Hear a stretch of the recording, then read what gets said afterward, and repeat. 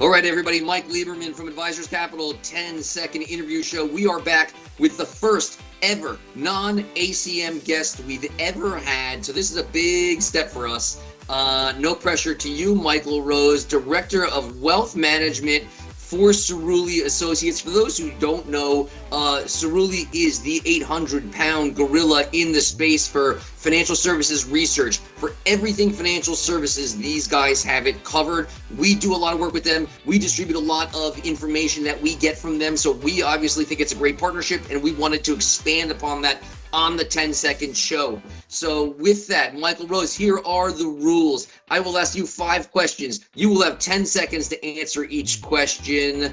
Running the gauntlet for you.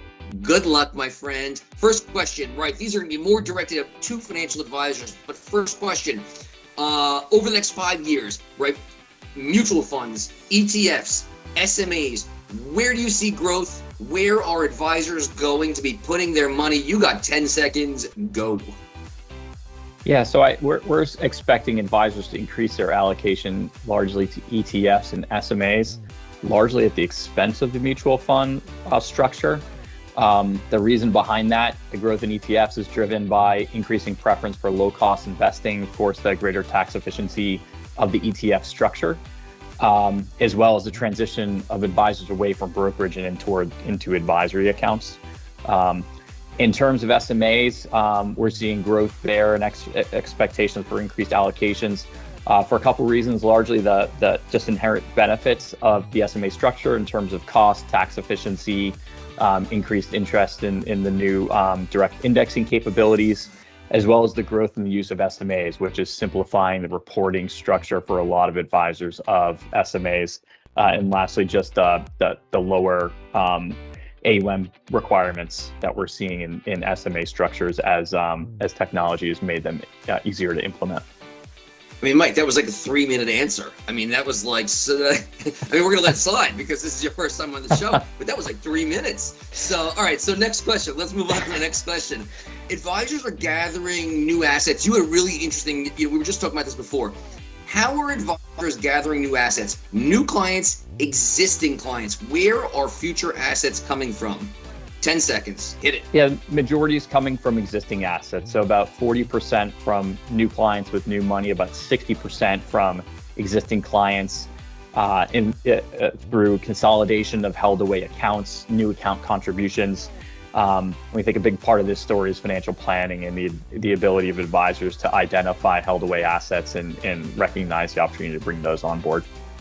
But that's an interesting idea, right? Because it helps advisors determine ultimately where they should put marketing dollars, right? If a lot of assets are coming from existing accounts, that makes existing families, households, whatnot, that makes sense. All right, so you mentioned financial planning. That makes me think of the idea of teaming, right? The sole practitioner advisor is sort of starting to move away and give away into the team approach. Multiple specialists, one practice.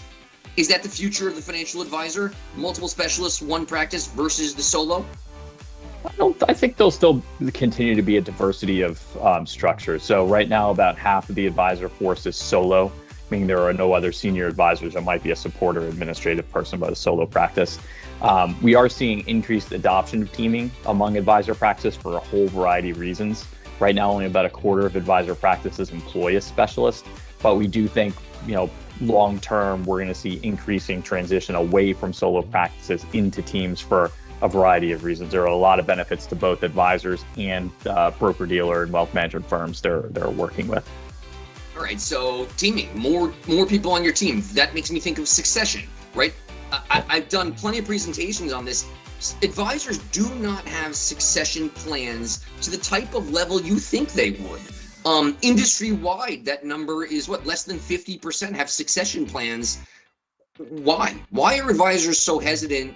I'm sure they consult their clients on that all the time. What does the research show as to why advisors are hesitant to deal with their own succession? 10 seconds. It's a plumber with a leaky faucet, right? It's very ironic. Yeah, so our data shows about a quarter are unsure of their retirement plan.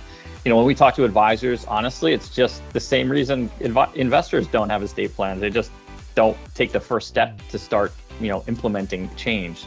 A lot of advisors just don't want to take that step and recognize that they're going to move out of the business, and so they don't do what is necessary. They are not bringing successors. They're not thinking long term about what their plans are going to be. They're just focused on working with their clients, and they like their jobs. Right. All right. Yeah, I was thinking about that. What would I do if I retire? Right. I got nothing to do. I got no hobbies. What am I going to do all day? And you can be an advisor into your 80s, right? That's right. Not a physically demanding profession. Right. Not doing any heavy lifting. M&A, independent broker-dealer space, has seen a ton of M&A over the last couple of years, whether it's firms merging into each other, buying each other, or private equity coming in. Do you expect that trend to continue? M&A is still going to be hot for years to come? Yeah, absolutely. The real reason behind, I think one of the most important drivers of this is the increasing importance of technology and the cost of investing in modern technology stacks.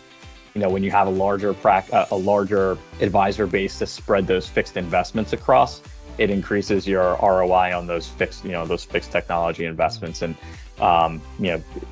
that's just becoming table stakes now for advisors. Technology is critically important. So that is one of the few key drivers of that trend. 5 questions, 1 take. Well done, Michael Rose. Not a single one done in 10 seconds, but we're going to let them all slide. Just because you're the first non-ACM guy, we're going to give you a little bit of slack. I appreciate you. That. I appreciate Cerulli. Thank you, everyone. We will have more for you. Like and subscribe. Those are the keywords, like and subscribe.